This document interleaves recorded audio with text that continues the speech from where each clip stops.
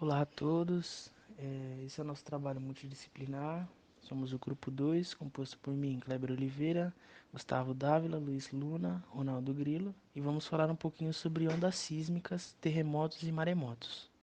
Pensamos nesse tema porque é um tema muito atual, de acordo com as notícias que acontecem, né? Esse ano teve o caso da Turquia, só que todo ano acontece essas situações, né? Que são essas forças causadas pela natureza. Temos como objetivo explorar então os conceitos que abrangem esse tema dos terremotos e maremotos, que são desencadeados por essa força que são as ondas sísmicas, né? Além disso, a gente tem como objetivo também introduzir esses conceitos fundamentais, só que também a partir da abordagem física que faremos, e também algumas abordagens matemáticas, de acordo com as tabelas, temos o objetivo de despertar esse interesse em alguns leitores para integrar a física com a geografia.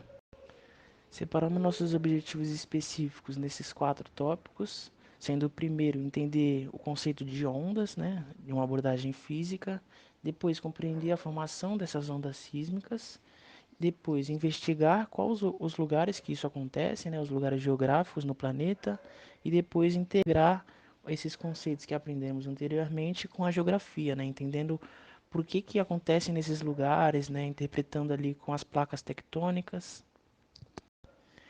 E para cumprir esses objetivos citados anteriormente, separamos a nossa apresentação nesses seguintes tópicos. Então, primeiro vamos discutir o que é onda, depois vamos discutir o que é um sísmico, depois integrar esses dois conceitos falando sobre as ondas sísmicas, depois um pouquinho das características de ondas sísmicas, prosseguindo um pouquinho das causas, o que causa essas ondas sísmicas no nosso planeta, nessas regiões, e depois falar um pouquinho dessas regiões afetadas, né? Quais são as regiões do planeta que mais acontecem essas ondas sísmicas causando os terremotos e maremotos. Bom, eu sou o Gustavo e vou falar um pouco sobre ondas. O conceito de onda, ele está intrinsecamente relacionado com o conceito de pulso.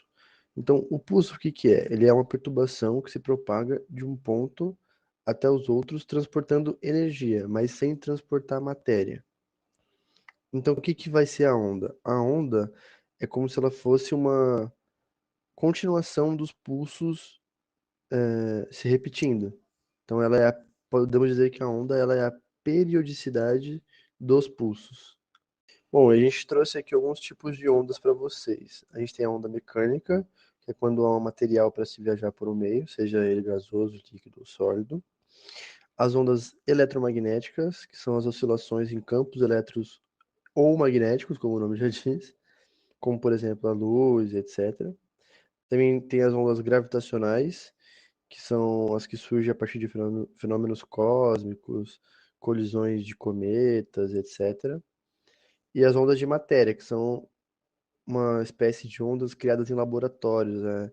Elas surgiram, o estudo delas é recente, é parte do século passado, e elas são feitas e estudadas em laboratório. Bom, e a gente trouxe aqui também algumas propriedades de onda. Primeiro, a posição de repouso, que é quando a onda está no momento sem vibrações. Deslocamento, que seria a distância deste momento até o ponto desejado, ou seja, do repouso até o ponto. Pico é o ponto mais alto da onda, calha é o ponto mais baixo da onda. Amplitude é dada pelo maior deslocamento da onda. E quanto maior a amplitude, maior a energia que a onda produziu.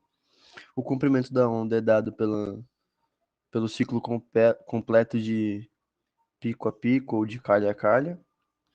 Frequência é o tempo que demora para dar esse ciclo. E período é esse ciclo por segundo, né? Frequência por segundo, no caso. Agora falando um pouco sobre o sísmico, ele é basicamente um termo que a gente usa para se referir aos sismos ou terremotos, que são os fenômenos físicos causados pela liberação de energia pela crosta terrestre. E a sismologia é o campo que estuda os abalos sísmicos, os sismos, e eles tentam prever com mais precisão e facilidade quando poderá ocorrer, quais serão as áreas mais afetadas, tudo para melhorar a qualidade de vida, prevenir, perdão, maiores efeitos causados por um terremoto, por um maremoto, por um tsunami causado por um terremoto, por exemplo. Mas apesar disso, a sismologia não é um estudo que tem uma precisão perfeita. Afinal, a gente lida com a natureza e muitas vezes, na maioria das vezes, é algo inconstante, algo que não dá para prever a todo instante.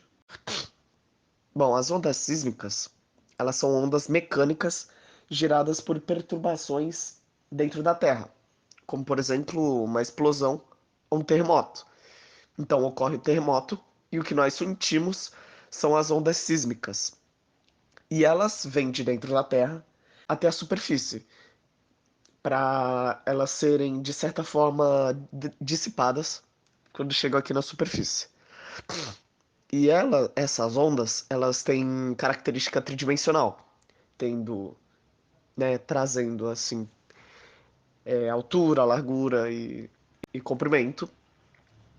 E elas também podem ser classificadas como ondas sísmicas primárias ou secundárias, que a gente vai ver agora.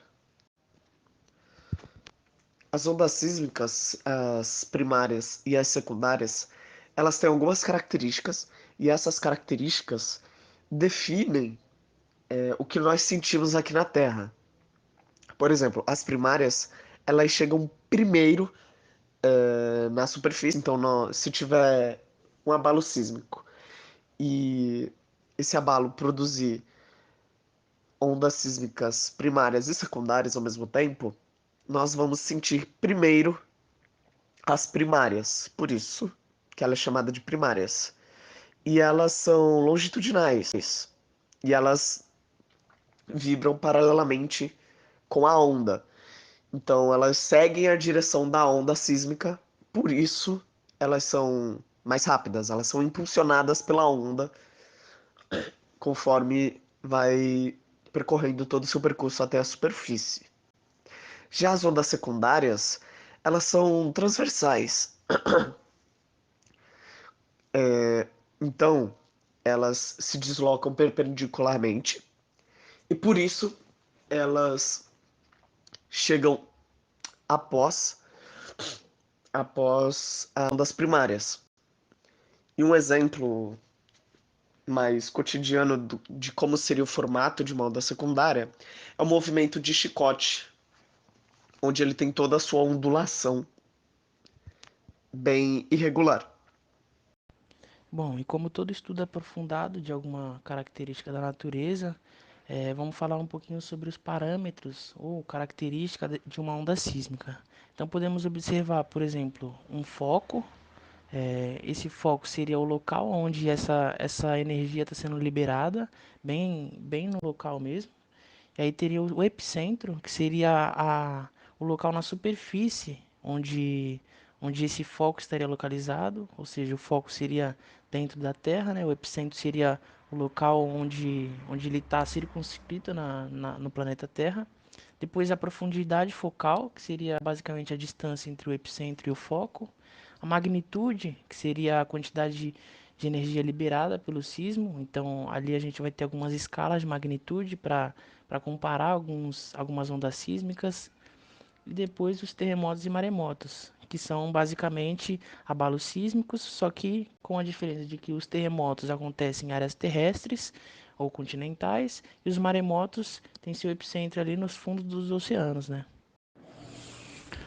Há duas principais escalas de magnitudes para avaliar os impactos causados por um terremoto, um abalo sísmico, né?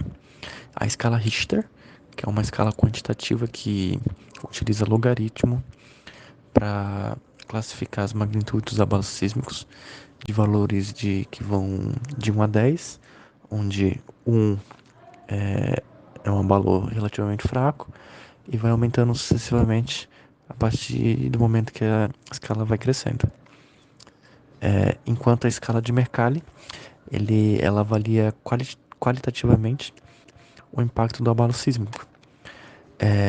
Não só o impacto em si, mas do tremor, né? Mas como o fator resultante dele na sociedade, nas estruturas naturais ou construídas pelo homem, né? Sendo classificada a escala de 1 a 12, onde 12 representa um impacto absurdamente terrível, né? Algo destruidor, avassalador. E os valores menores são mais, podemos dizer assim, mais brandos, né? As causas dos abalos sísmicos são devido à movimentação das placas tectônicas, né? Já que por ano elas se movem cerca de 2 a 15 centímetros. E essa movimentação entre as suas bordas podem acontecer de três formas, né? Podendo ser convergentes, que elas vão se aproximando. Podem ser transformantes, que elas meio que vão se deslizando, podendo causar falhas nas placas, né? Um caso exemplo disso é a falha de Sandras. E ela pode ser divergente, onde elas vão se afastando, podendo se dizer assim. Aí nesses três tipos de movimentação pode ocorrer os terremotos, né? Mas também pode acontecer a elevação do relevo, né? Com as montanhas, o surgimento de vulcões, dentre outras possibilidades. Não somente os terremotos, os abalos sísmicos. E a região mais afetada são as regiões perto das bordas dessas placas tectônicas, né? Dessas fronteiras.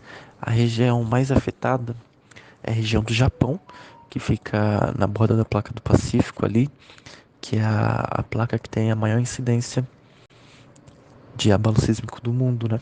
Representa cerca de 75, 80% dos registros tectônicos, de atividades tectônicas, né? Sendo considerado até um círculo círculo, círculo do fogo pela quantidade de vulcões criadas nessa placa, cerca de aproximadamente 450 vulcões. Mas tem outras regiões que também são muito afetadas, né, como a Indonésia, China, Turquia, Nepal, Irã, que ficam ali na região da placa arábica, placa indiana, e acabam sofrendo bastante com, com os abalos sísmicos nessa região.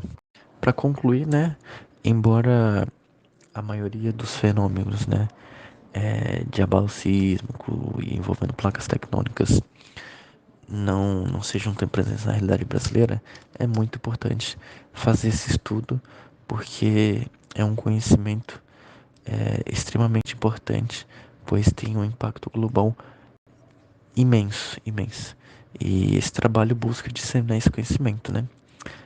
Principalmente para aqueles que não vivenciam esses impactos diretamente, porque o Brasil ele fica no meio de uma região, de uma placa tectônica. Então é bem raro acontecer esses fenômenos por aqui, porque eles geralmente acontecem na borda dessas placas tectônicas. Essas são as principais referências que utilizamos para fazer a apresentação e o nosso artigo.